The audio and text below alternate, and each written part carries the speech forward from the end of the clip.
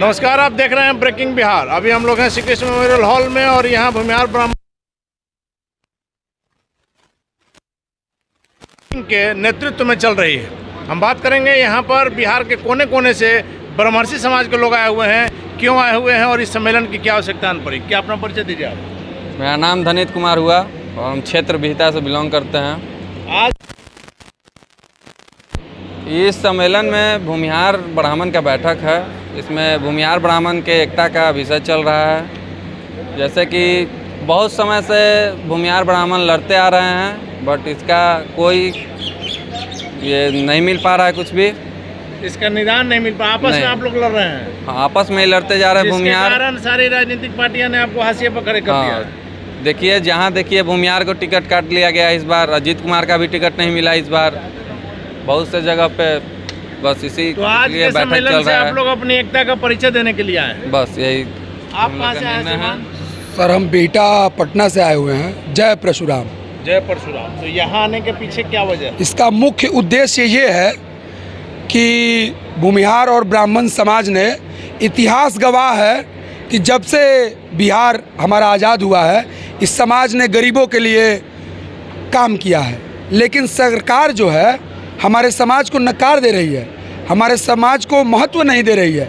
इसको हम बताना चाहते हैं सरकार को कि ब्रह्मर्षि समाज और ब्राह्मण समाज को आप नकारिए मत, जो कि गरीबों के लिए। अभी हमारे अंदर राष्ट्रीय अध्यक्ष जी ने कहा कि जो भी पुराने स्कूल हैं, अनाथाश्रम हैं, ये सब हमारे समाज के लोगों ने दान दिया है।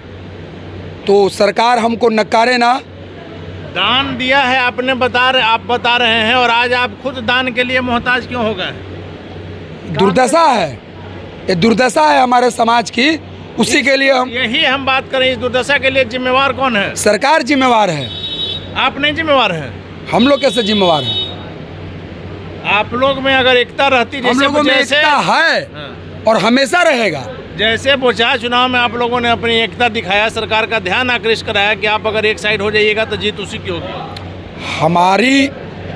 हमारे वोट से दूसरा कोई सरकार चला रहा है, बताइए हम लोगों में एकता क्यों नहीं? बात हम कहना चाह रहे हैं कि जब आपके वोट से दूसरा कोई सरकार चला रहा है तो अपने वोट से आप खुद क्यों नहीं सरकार बना रहे हैं? खंडित हम लोग हैं, इसलिए समाज हमारा दुरुपयोग कर रही है। जिस दिन हम लोग एकता का प्रतीक बन जाएंगे, उस दिन सरकार भी हमारी और राज भी हमारा रहेगा। वही हम जानना चाह रहे हैं कि किस दिन आप में एकता आएगी। एकता आने का वही तो ये यहाँ पे मीटिंग उसी कारण हुआ है। हम लोग भूमिहार ब्राह्मण का एकता का प्रतीक बनना, उसी के कारण का ये मीटिंग बना है। हमारे पूर्वज आपको याद होगा, पिछले सप्ताह भी कुछ नेताओं ने भूमिहार के नाम पर सभा किया था। तो यदि आप लोग गुटों में बनकर करेंगे राजनीति, तो फिर आप में इसी का कारण तो है कि सरकार राज कर रही है। हमारे योगदान का मुझे कुछ नहीं फल मिला, हमारे समाज को फल नहीं मिला है। इसी कारण हम लोग एक हो रहे हैं और उसकी शुरुआत आज हुई है। शुरुआत बहुत दिनों से हो रही है, मगर हम लोग एक हो नहीं पा रहे हैं। इसी का फल हो रहा है कि सरकार राज कर रही है। आज आप लोग श्री कृष्ण मेमोरियल हॉल में अपना बैठक कर रहे हैं। इसी कारण एकजुटता का प्रतीक देने के कारण ही हम लोग मीटिंग में शामिल हुए हैं। एकजुटता दिखाने के लिए आप लोग यहाँ आए हैं। आज कहाँ से? एकजुटता मुजफ्फरपुर से आए हैं। कौशल सिंह मेरा नाम हुआ, मुजफ्फरपुर से आए हैं और हम लोग संगठित हो चुके हैं। और सरकार को हम लोग ये बता देंगे आगे चुनाव में जो हम लोग का क्या हैसियत है। जैसे बोचाहा में बताया, जैसे बोचाहा में बताए हैं और विधान परिषद चुनाव में भी बताए हैं। विधान परिषद में बताएं। क्या आपको लगता है कि आपकी ताकत सरकार? बिल्कुल। और आपने कहा है कि अलग अलग फ्रंटों के द्वारा भूमिहार ब्राह्मण को देख रहे हैं सभा करते हुए, तो सबका उद्देश्य समाज को संगठित करना ही है। सभी लोग समाज को संगठित कर रहे हैं। एक ना एक दिन हमारा समाज संगठित होकर। कहने का मतलब था कि आप लोग जब अलग अलग गुट में बैठ के राजनीति करेंगे तो उससे आपकी शक्ति कम होगी कि ज़्यादा? नहीं, सबका उद्देश्य है समाज को संगठित करके और समाज को एक नई दिशा देना कि हमारी भागीदारी सत्ता में कम हो रही है। हमारी भागीदारी सत्ता में कम होने के कारण बहुत जगह हत्याएं हो रही है, हमारे समाज को तौहीन करके सत्ता से दरकिनार किया जा रहा है। इन सारे चीज़ों को लोग समझ रहे हैं और धीरे धीरे जितने सारे भूमिहार ब्राह्मण के द्वारा संगठन चलाए जा रहे हैं, सारे लोगों का मुद्दा सेम है और सारे भूमिहार समाज धीरे धीरे संगठित हो रहे हैं, सबका मुद्दा एक ही है। चलिए, तो संगठित हो रहे हैं तो इसका कुछ रिजल्ट नजर आ रहा है। भाई जी, मोबाइल जरा बाद में देखिएगा।